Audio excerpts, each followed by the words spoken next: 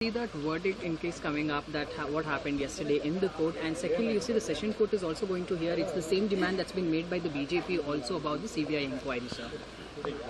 While respecting the judiciary, we are not happy about the judgment, because when there is no involvement directly by the Honorable Chief Minister, there is no order done by the Chief Minister, there is no signature on any documentation, and while going through this entire thing, the judgment is not, to me, we are not happy about it.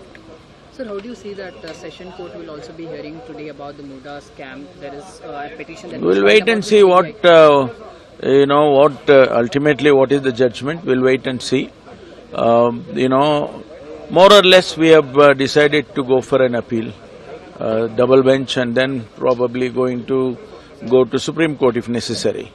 So you have BJP and JDS calling for a statewide protest, continuously demanding for the CM's resignation, sir. That has been their,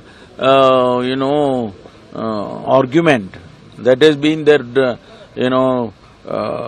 protests all over the state that Chief Minister should resign. He has already clarified that he is not going to resign. We are also not going to ask him to resign.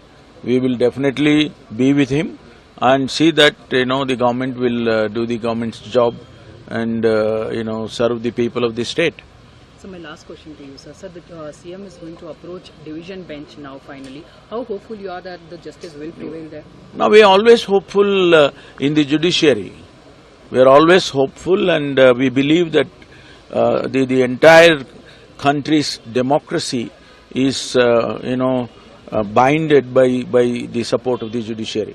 Okay. We believe in that. Okay. So one clarification, why with the division bench is now being approached, sir? Because the cabinet also backed the same decision to CM.